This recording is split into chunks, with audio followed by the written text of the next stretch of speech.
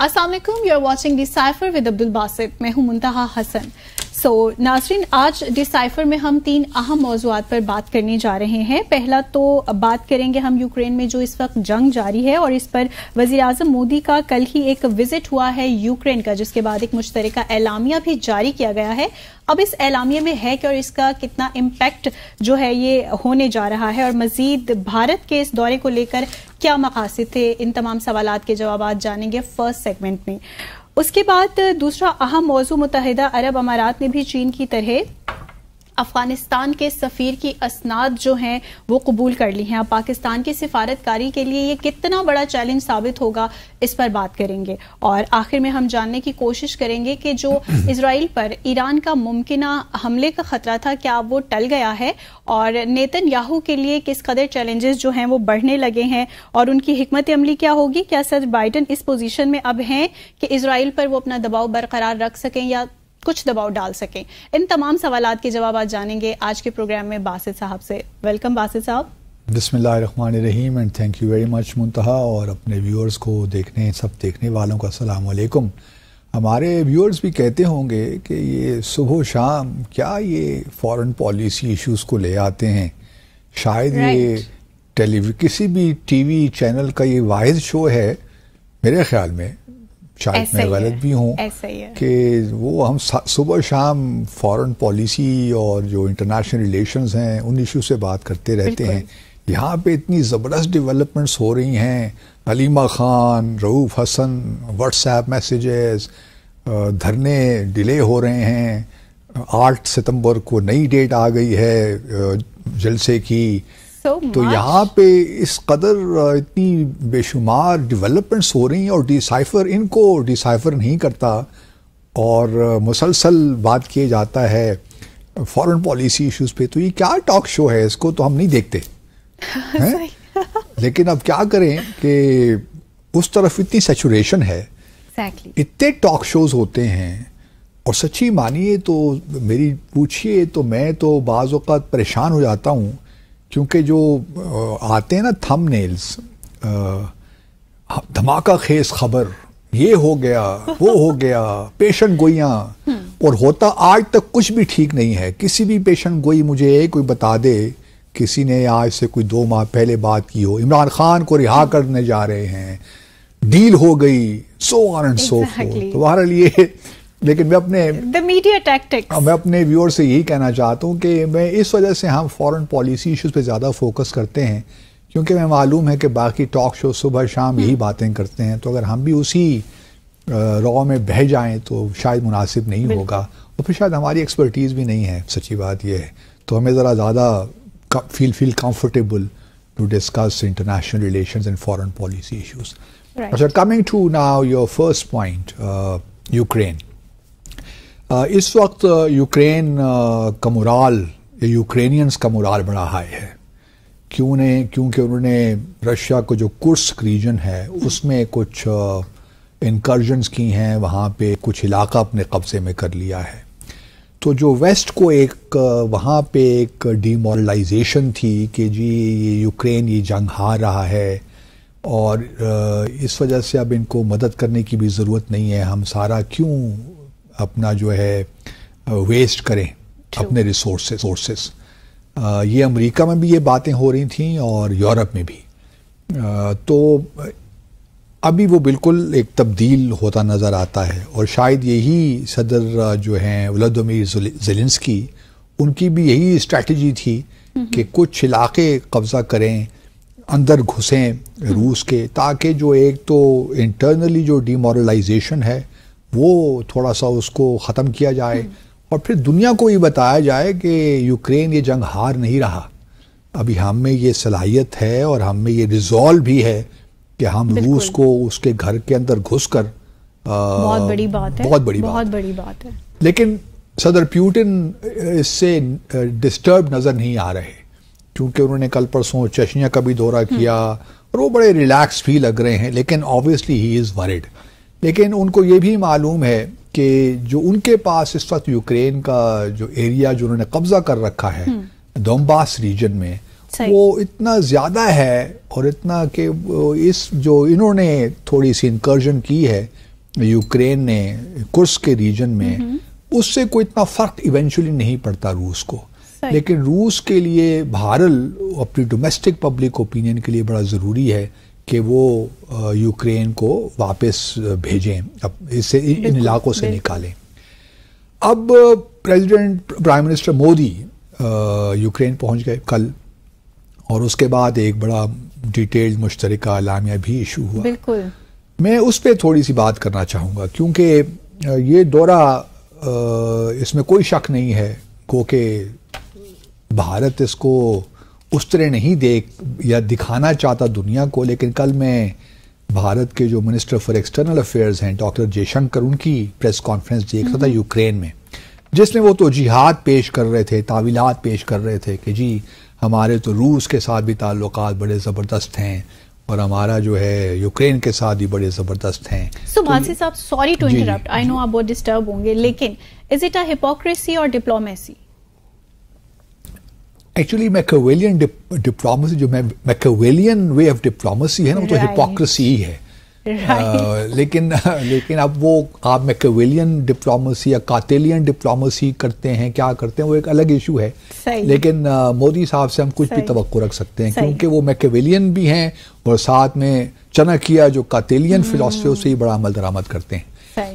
اچھا، اب coming to the point, جو ہے مودی صاحب پہ بہت پریشر تھا امریکہ کا، اس میں کوئی شک نہیں ہونا چاہیے، کیونکہ جب یہ 9 جولائی کو روس گئے تھے، اور روس میں جو ان کا وزٹ تھا وہ ان کا ایک اینول سمٹ ہر سال ہوتی ہے، تو وہ 22ویں اینول سمٹ تھی روس اور بھارت کے درمیان، لیکن روس کا 9 جولائی کو وزیر اعظم مودی کا جانا it self was a big thing, because جنگ ہو رہی تھی، اور اسی دن اگر آپ کو یاد ہو تو جب یہ وزٹ ہو رہا تھا تو یوکرین کے صدر زیلنسکی نے ایک بڑا سخت ٹویٹ کیا تھا ایکس پہ، جو انہوں نے پوسٹ ڈالی تھی، اس میں یہ لفظ تھے کہ میں ایک لحاظ سے مجھے سمجھ نہیں آ رہی کہ کس طرح میں اسے ایکسپلین کروں کہ جو دنیا کی سب سے بڑی ڈیموکریسی کا لیڈر ہے وہ اس وقت ایک انٹرنیشنل وار کرمنل سے ملنے جا رہا ہے۔ تو یہ تھا لینگویج، یہ لینگویج تھی زیلنسکی صاحب کی، تو ہی واز ویری ڈسٹربڈ کہ یہ کیوں پرائم منسٹر مودی اس وقت روس کا دورہ کر رہے ہیں۔ تو یہ تحفظات بھی امریکہ نے دور کر دیے۔ تو امریکہ کی جانب سے بھی جو ان کے سفیر ہیں بھارت میں، گارسیٹی، انہوں نے بھی 1-2 ایونٹس تھے تھنک ٹینکس میں، انہوں نے بھی کہا کہ جی جو کانسیپٹ ہے نا، جو بھارت کہتا ہے کہ ہمیں اسٹریٹجک اٹانومی چاہیے، تو اس زمانے میں کوئی اسٹریٹجک اٹانومی، جب وار کی سچویشن ہوتی ہے تو اس میں اسٹریٹجک اٹانومی نہیں ہوتی، آپ کو ایک طرف کھڑا ہونا پڑتا ہے، غلط اور صحیح کے درمیان آپ کو تمیز کرنی پڑتی ہے، کیونکہ اس وار میں بقول ان کے رشیا نے حملہ کیا ہے، ایگریسر ہے، اس وجہ سے آپ کو روس کے ساتھ نہیں کھڑا ہونا۔ تو جو اسٹریٹجک اٹانومی کا کانسیپٹ ہے جو بھارت لے کر چلتا ہے کہ جی وہ اپنے انٹرسٹ میں کام کرتا ہے، وہ امریکہ کے ساتھ بھی تعلقات رکھنا چاہتا ہے اور اس کے تعلقات روس کے ساتھ بھی ہیں، تو اس وجہ سے وہ کوئی پوزیشن نہیں لے سکتا۔ لیکن زیلنسکی صاحب نے کافی، اگر آپ اس جوائنٹ اسٹیٹمنٹ کو پڑھ لیجئے نا، تو اس میں کافی کچھ ہے جو کہ ان بٹوین دا لائنز ہمیں بتاتا ہے کہ زیلنسکی صاحب کس قدر ناراض ہیں، اور امریکہ، ٹھیک ہے امریکہ کے پریشر میں یہ وزٹ ہو گیا، تھوڑا سا بیلنس کرنا چاہتے تھے پرائم منسٹر مودی جولائی کے وزٹ کو۔ اب دیکھیں، مثال کے طور پر میں آپ کی توجہ دلوانا اس طرف ملحوظ کرنا چاہتا ہوں کہ یہ جو جوائنٹ اسٹیٹمنٹ ہے، اچھا جوائنٹ اسٹیٹمنٹ سے اگر آپ یہ پڑھیں گے نا تو آپ کو یہ لگتا ہے کہ یہ بائیلیٹرل وزٹ تھا، کیونکہ اس میں باتیں زیادہ تر جو ہیں نا اس اعلامیے میں وہ بائیلیٹرل وزٹ کے حوالے سے ہو رہی ہیں کہ ہم کلچرل کوآپریشن، تو اکنامک کوآپریشن، تو ڈیفنس کوآپریشن، یہ ساری چیزیں کریں گے۔ تو بھارت کا بھی یہی مقصد تھا کہ اس کو اسی طرح ہی پروجیکٹ کیا جائے، کیونکہ یہ بائیلیٹرل وزٹ ہے، کیونکہ جب سے یوکرین کو آزادی ملی ہے 1992 میں، یہ کسی بھی بھارتی وزیر اعظم کا پہلا دورہ ہے یوکرین، تو اس لیے وہ اسی کو اس طرح ہی پروجیکٹ کرنا چاہ رہے تھے کہ یہ ایک بائیلیٹرل وزٹ ہے، اور اس کو اس تناظر میں نہ دیکھا جائے کہ رشیا یا یوکرین کی وار کے تناظر میں ہے، یا ہم نے چونکہ رشیا کا وزٹ کیا تو اس لیے ہمیں یوکرین آنا پڑ رہا ہے، یا اس کو اس طرح بھی نہ دیکھا جائے کہ ہم امریکہ کے پریشر میں یہاں پہ آئے ہیں. تو اس لیے اگر اعلامیہ آپ پڑھیں گے تو آپ کو یوں ہی محسوس ہوگا کہ انہوں نے صرف بائیلیٹرل ایشوز پہ ہی بات کی اور کوئی بات نہیں کی. لیکن ایک بڑی انٹرسٹنگ جو اس میں بات ہے وہ لگتا یہی ہے کہ جب زیلنسکی اور مودی کی ملاقات ہوئی تو زیلنسکی صاحب نے اپنے تحفظات کا بھرپور اظہار کیا، ان کو کنوے کر دیا کہ جی ہم آپ سے کوئی زیادہ خوش نہیں ہیں. گو کہ اس اعلامیہ کا جو پیراگراف 6 سے لے کر 11 تک وہ بڑے امپورٹنٹ ہیں، ان دا سینس کہ ایک تو یہاں پہ وہ ساورنٹی کی بات کر رہے ہیں، ٹیریٹوریل انٹیگریٹی کی بات کر رہے ہیں کہ یہ سارا واپس ہونا چاہیے، اور جو بھی ہے جو ایک ہوتا ہے گھسے پیٹے الفاظ جو ہم وہ شام دیکھتے رہتے ہیں. اور پھر جو مودی صاحب نے آج کل ایک لائن لی ہوئی ہے کہ یہ جی جو زمانہ ہے نا، یہ ہمارا دور جو ہے یہ جنگوں کا دور نہیں ہے، یہ ہر چیز پیسفلی ہونی چاہیے. بات کون کر رہا ہے؟ مودی صاحب دی گریٹ. ہاں مودی صاحب یہ باتیں کر رہے ہیں جو پاکستان کو صبح شام دھمکیاں دیتے ہیں کہ ہم آپ کو اندر گھس کر ماریں گے، اور جب ان سے کہا جاتا ہے کہ آپ پیسفلی کشمیر کا تنازع اس کو حل کریں تو اسے بات ہی نہیں کرتے. وہ کہتے ہیں کہ جی اب تو ہم آزاد جمہور کشمیر بھی آپ سے لیں گے اور بائی فورس لیں گے. تو یہ ایک ڈپلیسٹی جو آپ نے کہا کہ ڈپلومیسی ہپوکریسی ہے، دونوں ہی ہے، ساتھ ساتھ چلتے ہیں. ڈپلومیسی ایکچولی ڈپلومیٹ بھی دیکھیے نا کہ ایک بڑا ایسا ورلڈ آگے، ایسا پروفیشن سمجھا جاتا ہے جس میں لوگ سمجھتے ہیں کہ اگر یہ عام زندگی میں ڈپلومیٹ جو ہوتے ہیں عام زندگی میں بھی جھوٹ بولتے رہتے ہیں، اتنے عادی ہو جاتے ہیں جھوٹ بولنے کے. حالانکہ ایسی کوئی بات نہیں ہے، ایسی کوئی بات نہیں ہے، کیونکہ میں جو ڈپلومیسی سمجھتا ہوں نا وہ میکیویلین نہیں سمجھتا. گو کہ ہم نے دا پرنس کتاب اس کی پڑھی ہوئی ہے، لیکن ہم انسپائر ہوتے ہیں اپنے مسلمانوں کے لیڈر سے، ان سے ہمیں انسپریشن ملتی ہے. اچھا، اس میں جو میں آپ کی توجہ مبذول کرانا چاہتا ہوں وہ ایک بنیادی پیراگراف ہے جس میں زیلنسکی صاحب نے جو ہے نا وہ کہا ہے پرائم منسٹر مودی کو کہ ایک سمٹ ہوئی تھی، آپ کو یاد ہوگا، سوئٹزرلینڈ میں پیس سمٹ یوکرین کے کانٹیکس میں جون کے مہینے اس سال. اس میں بھارت نے شرکت تو کی تھی ایک نچلے لیول پہ، لیکن جو اس میں کمیونیکے ایشو ہوا تھا، ڈیکلیریشن ایشو ہوا تھا، بھارت نے اپنے آپ کو ڈیٹیچ کر دیا تھا اس نے، کیونکہ اس میں روس کو ایک لحاظ سے اس پہ تنقید کی گئی تھی، تو بھارت اس کو اپنے ساتھ اٹیچ نہیں کرنا چاہتا تھا. تو یہ جو ایک بھارت کا یہ جو تھا کہ ہم نے اس کے ساتھ اپنے آپ کو ایسوسیٹ نہیں کرنا. اچھا، زیلنسکی نے یہ کہا اسی کانٹیکس میں کہ دوبارہ سمٹ ہوگی جی، اور ہم امید کرتے ہیں، جو مجھے اس تاثر ملا کہ اب جو ہے بھارت یہ جو ڈبل گیم کھیل رہا نا یہ نہ کھیلے. اب آئندہ صحیح ہائی لیول پہ وہ آئے، اٹینڈ کرے پیس سمٹ، اور جو بھی ڈکلیریشن ایشو ہو اس پہ اس کے ساتھ کھڑا ہو. یہ نہ ہو کہ آئے بیٹھ تو جائے کہ جی ہم بیٹھے بھی ہیں اور نہیں بھی بیٹھے. تو یہ جو دوغلی پالیسی ہے اس کو اب بند کر دیجئے، اور اس کو اب آپ نے اگلے جب بھی سمٹ ہوگی، کیونکہ بھارت کا یہ تھا کہ جی روس کو بھی اس سمٹ میں بلانا چاہیے، لیکن روس ابھی تیار نہیں ہے. اگر آپ بلائیں گے بھی تو شاید روس نہیں آئے گا، کیونکہ اور پھر دوسرا ایک تھا کہ میں نہیں سمجھتا کہ کوئی بہت ایمفیسس انہوں نے دیا، لیکن بھارت کی خواہش تھی کہ وہ دنیا ان کو ایک انٹرنیشنل گلوبل لیڈر کے طور پہ مانے، کہ وہ اس وقت یوکرین کے وزٹ پہ ہیں اور وہی ایک واحد اس دنیا میں سیاستدان رہ گئے ہیں یا لیڈر رہ گئے ہیں جو کہ روس اور یوکرین کے درمیان ایک کائنڈ آف سیز فائر کروا سکتے ہیں، یا کچھ مطلب وار کو ختم کروا سکتے ہیں. حالانکہ چائنا نے پہلے کوشش کی، چائنا کا ایک 12 پوائنٹ فارمولا بھی تھا، لیکن وہ یوکرین نے ماننے سے انکار کر دیا، تو وہ چائنا نے پھر وہ چھوڑ دیا، ان کو معلوم ہوا کہ یہ ہو نہیں سکتا. اب روس آبویسلی اس دورے سے اتنا خوش تو نہیں ہوگا، کیونکہ روس کے اپنے ایشوز ہیں، اور روس کو معلوم ہے کہ جو بھارت ہے ان کے ساتھ گیم تو کھیل رہا ہے، اور بھارت اس وقت امریکہ کی جانب زیادہ دیکھ رہا ہے، کیونکہ جتنا بھی ڈیفنس ایکوپمنٹ ہے جو اس وقت بھارت کو چاہیے وہ یہ سمجھتا ہے کہ روس اب ان کی ریکوائرمنٹس پوری نہیں کر سکتا. اس لیے اگر آپ دیکھیے تو آہستہ آہستہ جو بھارت کی ڈیفنس انوینٹری ہے نا وہ روس کی جو ہے کم ہوتی جا رہی ہے روس کی اکوپمنٹ سے. تو جو ہے اپنا امریکہ اور ویسٹرن دنیا سے فرانس وغیرہ سے اور جرمنی وغیرہ سے چیزیں چاہے وہ نیوکلیر سب مرینز ہوں یا اور چیزیں بھی ہوں وہ اب ان سے لینا انہوں نے شروع, ایئر کرافٹ ہوں, جیٹ فائٹرز ہوں, ڈرونز. ابھی ایک ڈرون کا چونکہ ابھی راجناتھ سنگھ جو بھارت کے ڈیفنس منسٹر ہیں وہ اس وقت امریکہ کے دورے پہ ہیں اور وہاں پہ وہ جو 31 پیریڈر ڈرونز ہیں ملٹری آرم ڈرونز ان کے بارے میں $4 بلین کا معاہدہ بھی کرنے جا رہے ہیں. تو سوال یہی ہے کہ مودی صاحب نے ایک اور انٹرسٹنگلی مودی صاحب نے اس سے پہلے پولینڈ گئے. پولینڈ سے انہوں نے بائی ایئر نہیں آئے کی وہ بائی ٹرین آئے 10 گھنٹوں کا سفر کر کے. یہ بھی انٹرسٹنگ ہے, مجھے اس کی وجہ سمجھ نہیں آئی کیونکہ بائی ایئر تو وہ جاتے ہی ہیں, شاید سیکیورٹی ایئر سیکیورٹی کا کچھ معاملہ ہو, لیکن اس سے مجھے وہ نارتھ کوریا کے لیڈر کم جونگ ان یاد آ گئے کیونکہ وہ ان کو ایک فوبیا ہے, وہ سفر نہیں کرتے, جہاز کا سفر نہیں کرتے, وہ جہاں بھی جاتے ہیں خیر وہ جاتے بھی نہیں ہیں کہیں, صرف وہ روس اور چین گئے ہیں وہ بائی ٹرین ہی گئے ہیں.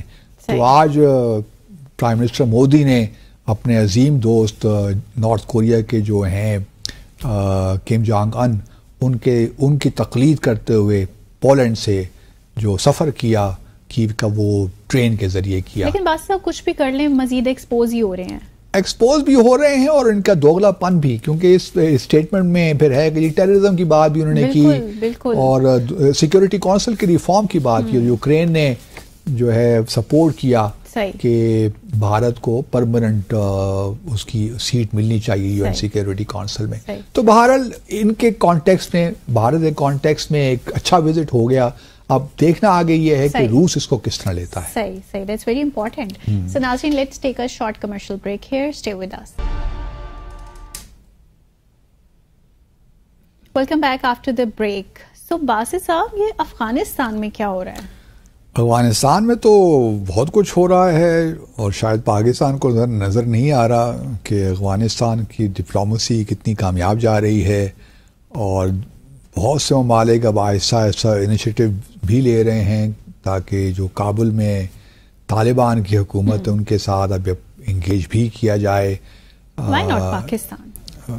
Why not Pakistan? اس کا سوال جواب میں دیتا ہوں, لیکن ابھی اپنے ناظرین کو یہ بتا دیتے ہیں کہ جس طرح چین نے کچھ عرصہ پہلے طالبان نے جو سفیر نامزد کیے تھے چین میں, پریزیڈنٹ شی جن پنگ نے ان کے سفارت کے جو اسناد تھے وہ ریسیو کیے اور ریلیشنز جو کہ پہلے ڈاؤن گریڈ کیے ہوئے تھے وہ اب فل ڈپلومیٹک ریلیشنز ہو گئے. ٹھیک ہے نا, سفیر چلا گیا, چین کا سفیر کابل آ گیا, تو اب سفارت کے سفیر لیول پہ ایمبیسڈر لیول پہ اب ان کے تعلقات ہیں. طالبان سفیر تو نہیں, افغانستان کا سفیر, انہوں نے طالبان کے سفیر تو نہیں افغانستان کے, کیونکہ افغانستان کو رول کرتے ہیں اور وہ اگر آپ مجھ سے پوچھئے تو جو بین الاقوامی قانون ہے اس کے مطابق کوئی وجہ نہیں ہے دنیا کے لیے کہ وہ طالبان کی حکومت کو تسلیم نہ کریں. کیونکہ 2-3 ہوتی ہیں نا آپ شرائط ہوتی ہیں. ایک تو یہ کہ پورا جو ملک ہے پورا وہ آپ کے قبضے میں ہو, اس وقت طالبان پورا کنٹرول ان کا ہی ہے افغانستان پر. پھر یہ ہے کہ کوئی سول وار جیسی سچویشن نہ ہو جس طرح پہلے تھا کہ اگر آپ دیکھیے انریسٹ نہ ہو, تو وہ ایسی کوئی چیز ہے نہیں, اور اکنامکلی بھی وہ فل کنٹرول میں ہے. تو بین الاقوامی قانون میں کوئی ایسی بات نہیں ہے جو کہ یہ کہے کہ جی آپ طالبان کی حکومت کو تسلیم نہیں کر سکتے. بہرحال دنیا نے ایک فیصلہ کیا اور پاکستان کی مجبوری یہ کہ ہم اس فیصلے کے ساتھ کھڑے ہو گئے. میں اس سے ذرا بعد میں آتا ہوں. اب یو اے ای نے گزشتہ روز 2 دن پہلے یہ فیصلہ کیا ہے کہ وہ بھی چین کی طرح اپنے جو افغانستان سے تعلقات ہیں ان کو جو ڈپلومیٹک جو ایمبیسڈر لیول پہ لے کر آ جائیں گے.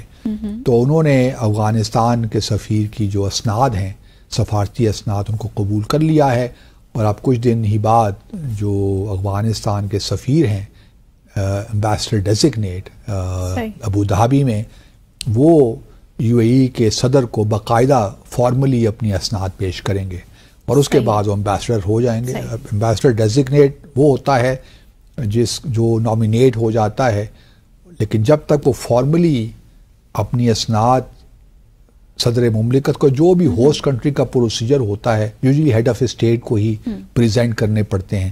جب وہ فارمل سیریمنی ہو جاتی ہے اس کے بعد پھر اس کو امبیسڈر کہتے ہیں. اس وقت تک وہ امبیسڈر ڈیزگنیٹ ہوتا ہے. صحیح. یہ بھی اپنے ویورز کو بتا. بالکل بالکل. اچھا، اب جو ہے UAE نے بھی یہ فیصلہ کر لیا. اچھا، UAE ان 3 ممالک میں شامل تھا 1996 میں، یہ بھی یاد رہے ہمارے ویورز کو، جنہوں نے اس وقت طالبان کی حکومت کو باقاعدہ تسلیم کیا تھا. صحیح. دوسرے 2 ممالک کون تھے؟ پاکستان اور سعودی عربیہ. اس وقت 1996 میں ہم صرف 3 ممالک تھے جنہوں نے افغانستان کی طالبان کی حکومت کو باقاعدہ تسلیم کیا تھا کہ یہی صحیح حکومت ہے اور ہم ان کو تسلیم کرتے ہیں. لیکن اس بار مجھے سمجھ نہیں آتی کہ پاکستان کو کیا ہوا. ایک طرف تو ابھی بھی آج بھی میں جب دیکھتا ہوں کہ ہمارے ہاں کلیئرٹی نہیں ہے، بلکہ ابھی میں نے پچھلے دنوں عرب نیوز میں ایک آرٹیکل بھی لکھا کہ، اور اس کا ٹائٹل تھا پاکستان's ڈپلومیٹک ایڈہاکزم. تو اگر ویورز کو میں ریکویسٹ کروں گا ڈیسائفر کے کہ اگر اس کو پڑھ لیں گے تو تھوڑی میری بھی بلے بلے ہو جائے گی، لیکن بہت کلیئرٹی بھی ملے گی، تھوڑی سی شاید مل ہی جائے. اچھا، ہمارے ہاں معاملہ یہ ہے کہ ہم ابھی تک یہ طے نہیں کر پائے کہ افغانستان طالبان کے انڈر ہمارا بردر بھائی ملک ہے، مسلمان بھائی ہے، کیا ہے، یا ہمارا دشمن ملک ہے. کیونکہ ہم ایک ہی سانس میں 2 باتیں اسی قسم کی کر دیتے ہیں. جہاں ایک طرف ہمارے آرمی چیف ان سے ریکویسٹ کرتے ہیں، ایک اچھا فارمولیشن میں، ریکویسٹ تو نہیں کہ کہوں گا، لیکن ایک اپروچ کرتے ہیں، ریچ آؤٹ کرتے ہیں کہ جی آپ ہمارے ساتھ مل کر چلیں، ہم ایک دوسرے کی مدد کرتے رہے ہیں ماضی میں، آپ ہمارے انٹرسٹ کو دیکھیں، ہم آپ کے انٹرسٹ کو دیکھیں گے. یہی طریقہ ہے نا. بالکل. جب آپ پیٹرنائزنگ ہو جاتے ہیں کہ جی وہ ہمارا چھوٹا بھائی ہے تو پھر مسائل ہو جاتے ہیں. کیونکہ وہاں کا جو کلچر ہے نا، اس کو سمجھنا چاہیے کہ طالبان کا سوچنے کا انداز کیا ہے، کس طرح.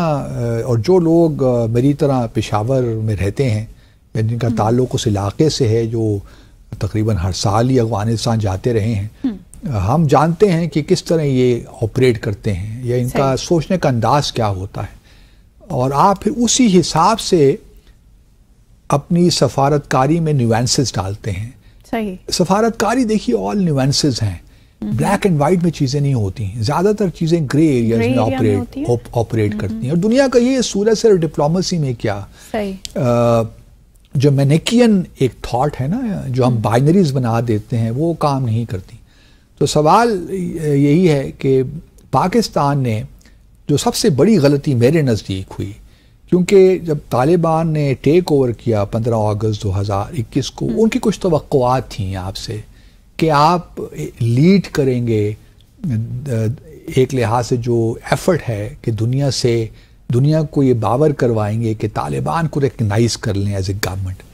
لیکن ہم نے یہ کیا کہ ہم نے اپنے آپ کو ریجنل یا جو اس علاقے جو OIC ہے، اپنی پوزیشن ان کے ساتھ ایسوسیٹ کر دیا. کہیں اور انگیجمنٹس ہو گئی ہماری، مطلب انگیجمنٹ سے مراد یہ کہ ہم نے اپنے آپ کی اپنی اسپیس کم کر دی. صحیح. ہم نے، اور سفارتکاری میں اسپیس کم نہیں کرنی ہوتی، اسپیس بڑھانی پڑتی ہے. ہم نے یہ کہہ کر کے کہ جو ریجن ڈیسائیڈ کرے گا، جو دنیا ڈیسائیڈ کرے گی، ہم بھی وہی کریں گے. تو ہماری افغانستان پالیسی میں مجھے ایک لحاظ سے خوف نظر آیا. وہ اس لیے کہ شاید ہم نے سوچا کہ دنیا طالبان کے ساتھ نہیں کھڑی، اور چونکہ طالبان دوحہ ایگریمنٹ پہ اس طرح عمل درآمد نہیں کر رہے، خاص طور پہ انکلوسیو گورنمنٹ کی جب بات ہو رہی ہے وہ نہیں ہو رہی، خواتین کے حقوق کے بارے میں کچھ تحفظات دنیا کے ہیں، تو اس لیے اگر ہم اکیلے کھڑے ہو جائیں گے تو ہم پہ بھی فلیگ آئے گا، انٹرنیشنل فلیگ آئے گا. میں یہ نہیں قطعاً کہہ رہا کہ آپ فوری طور پہ تسلیم کر لیتے، لیکن آپ یہ بھی نہ کرتے کہ آپ سگنلز دے سکتے تھے. سگنل آپ یہ بھی اوپنلی آپ کو کہنے کی ضرورت نہیں تھی کہ آپ اپنے آپ کو ایسوسیٹ کرتے ہیں یا جو ریجن ڈیسائیڈ کرے گا جو ہم بھی وہی کریں گے.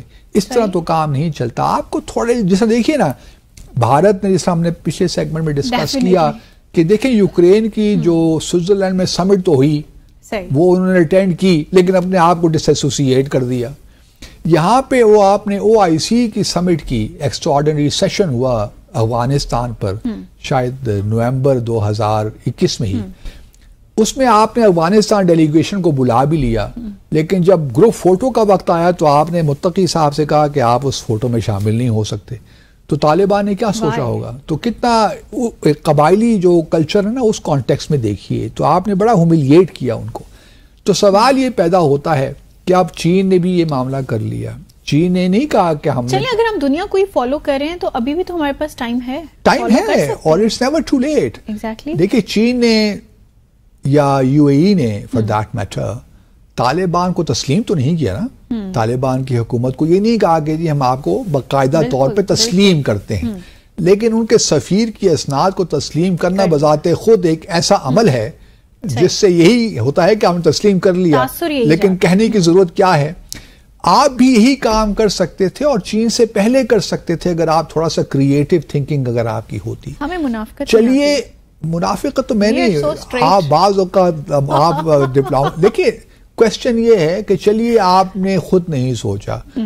میں نے دیکھے میں 3 سال سے یہی کہہ رہا ہوں کہ چین کے ساتھ آپ میں 16 اگست سے یہی کہہ رہا ہوں کہ جو کام یہ آپ نے افغانستان پہ کرنا نا چین کے ساتھ کوآرڈینیٹ کیجئے. تو کوآرڈینیٹ چین کے ساتھ چین نے جب کیا تو اس کے فوری بعد ہمیں بھی کر لینا چاہیے تھا. اب میں یہ ڈرتا تو خیر نہیں ہوں, لیکن مجھے لگتا ہے کہ بھارت یہی کام نہ کر لے ہم سے پہلے, اور اگر بھارت چیلنجز بننا تو پھر آپ سوچئے کہ بھارت نے بھی اگر یہی کر لیا جو چین اور UAE نے کیا تو پھر پاکستان اور افغانستان پھر وہی بھارت کو وہی اسپیس دوبارہ مل جائے گی جو اس کو حامد کارزئی اور اشرف غنی کے زمانے میں حاصل تھی. تو آئی ڈو ناٹ نو کہ ہمارا یہ سلمبر کیوں ہے, ہم کیوں سوئے ہوئے ہیں, کوئی ایکٹیویٹی مجھے نظر نہیں آتی. چاہے ہمارے انٹرنل شاید اتنے ایشوز ہیں کہ ہمیں ان چیزوں کی شاید احساس ہی نہیں ہے کہ دنیا کس طرف جا رہی ہے. تو ابھی بھی وقت ہے. باسط صاحب ہمارے پاس بہت زیادہ ڈپلومیٹس موجود ہیں, فورن پالیسی ایکسپرٹس موجود ہیں, تو کہیں سے بھی گورنمنٹ کو پریشر نہیں جانے کی امید. بہت سے اسٹیک ہولڈرز ہیں, میں امید کرتا ہوں کہ آپ تھوڑی بہت ان چیزوں بھی توجہ دیں گے کیونکہ اس سیگمنٹ کا وقت ختم ہو گیا ہے. تو لیٹس امید کے ساتھ کہ ہم بھی کچھ تھوڑا بہت سوچیں گے اس بارے میں. لیکن بالکل ناظرین کو یہ بھی بتاتی ہوں کہ باسط صاحب آپ چائنا کی پالیسی سے مجھے بہت انسپائر نظر آتے ہیں. China is our strategic, we need not follow them, لیکن ہمیں بھارت ان سے سیکھنا ضرور چاہیے. That's important though. So let's take a short commercial break here and we'll see you after the break. Welcome back after the break. So Basit sahab مجھے 3 سوالات کے جوابات جاننے ہیں. آپ 4 سوال کیجئے, اگر ٹائم ہے تو ہم سب کے جواب دے دیں گے آپ کو. ایک تو یہ کہ مجھے بتائیں کہ ایران حملہ کرے گا اسرائیل پہ یا یہ خطرہ بھی ٹل گیا. دوسرا یہ بتائیں کہ جو صدر جو بائیڈن ہے وہ ابھی اس پوزیشن میں ہے کہ کسی قسم کا پریشر جو ہے وہ ایگزرٹ کر سکیں اسرائیل پر. اور تیسرا ذرا نیتن یاہو کا اسٹیٹس بتائیں مجھے. یہ تو بڑے بھاری بھرکم سوالات ہیں, اور دیکھیے اب چھوٹے 3 سوال, صورتحال بڑے بے ضرر سوالات ہیں. اچھا, اب غزہ کا جہاں تک معاملہ ہے نا, اور ایران کا جو ممکنہ حملہ ہے, اسرائیل تو پوری تیاری کر رکھی ہے. جس طرح میں نے پہلے بھی کہا تھا کہ ایران کو اتنا زیادہ دلچسپی نہیں رکھتا کہ وہ اپنے آپ کو اس جنگ میں دھکیلے. میرا پرسپیکٹیو تھوڑا سا ڈیفرنٹ ہے. آپ کا کیا ہے؟ چھوڑنے نہیں والا. کیا کرے گا؟ Let's see, wait and watch. نہیں, میرا اپنا خیال یہ ہے, اور میں دعا کرتا ہوں کہ آپ درست ہو. میرا اپنا خیال یہ ہے کہ شروع دن سے لے کر ابھی تک ایران جو ہے وہ اس موڈ میں نہیں ہے کہ اپنے آپ کو انوالو کرے اس جنگ میں.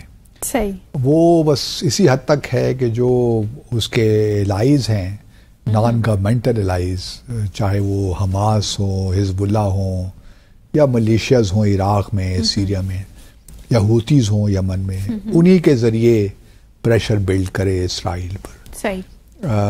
جب اس کے اپنے سفارت خانے میں ڈماسکس میں حملہ ہوا جس میں بہت سے ریولوشنری گارڈ سے کمانڈر بھی مارے گئے، تو اس وقت اس نے حملہ کیا.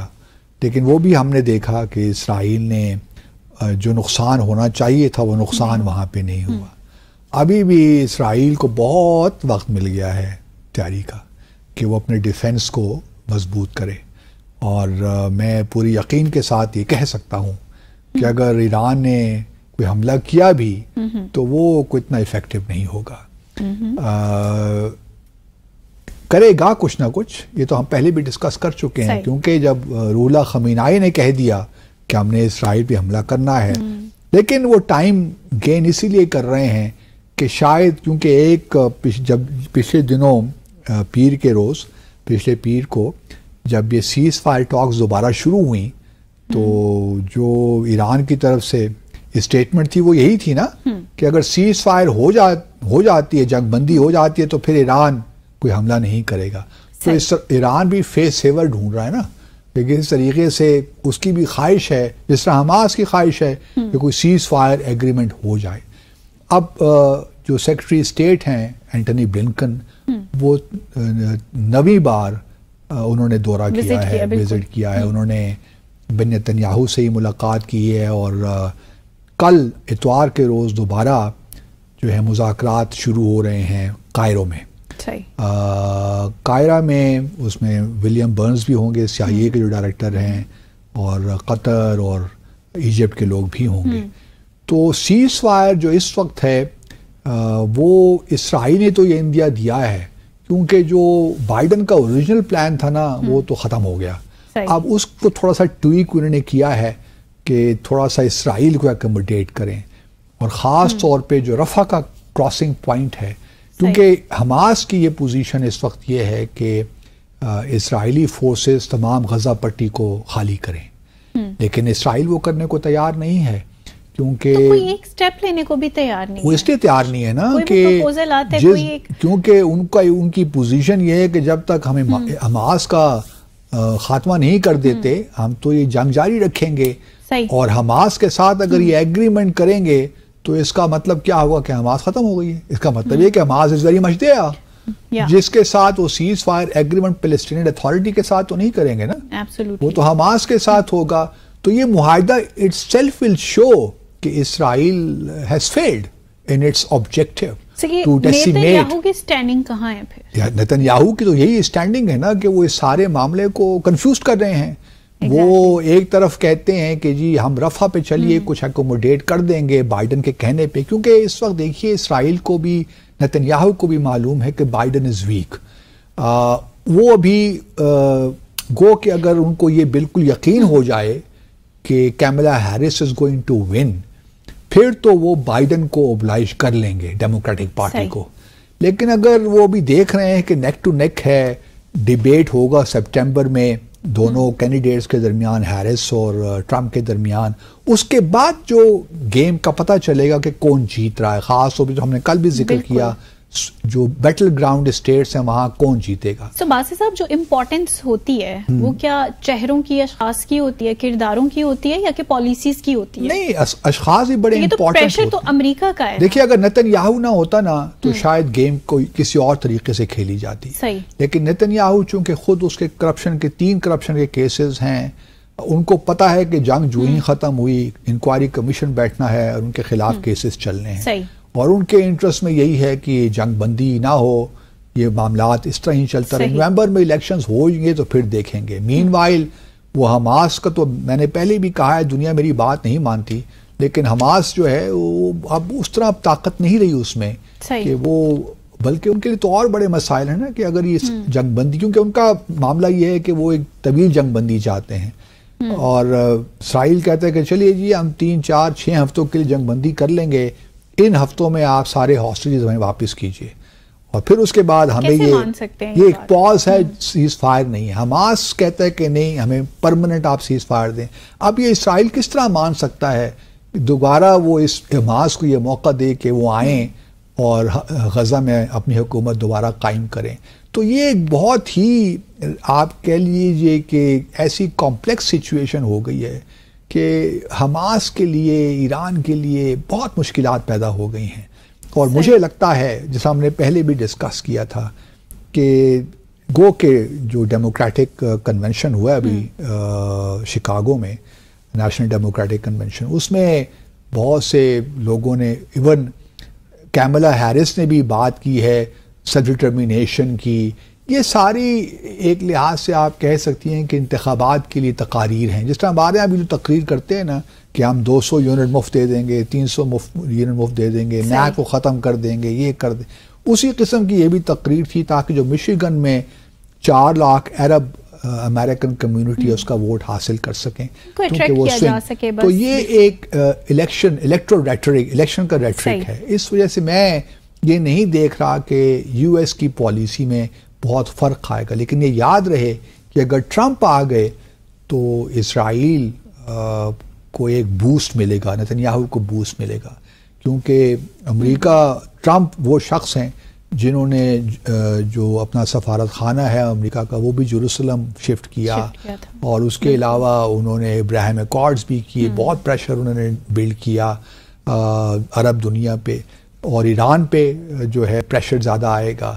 تو اس وقت دنیا ڈیوائیڈڈ ہے اور ہمیں وائنڈ اپ پروڈیوسر صاحب کہہ رہے ہیں کہ ختم کیجیے جی، بس بہت باتیں کر لی آپ نے. دنیا ڈیوائیڈڈ ہے، لیکن ان ساری صورتحال میں بھی ہم امید کرتے ہیں کہ جو فلسطین کے پیوستہ رہے شجر سے امید بہار رکھ. بس آپ نے تو بات ہی ختم کر دی، ساتھ ہی پروگرام بھی ختم کر دیا. ناظرین، اسی کے ساتھ ہی آج کے پروگرام کا وقت یہاں اختتام پذیر ہوا چاہتا ہے. اپنا خیال رکھیے گا، ہمیں دعا میں یاد رکھیے گا. خدا حافظ.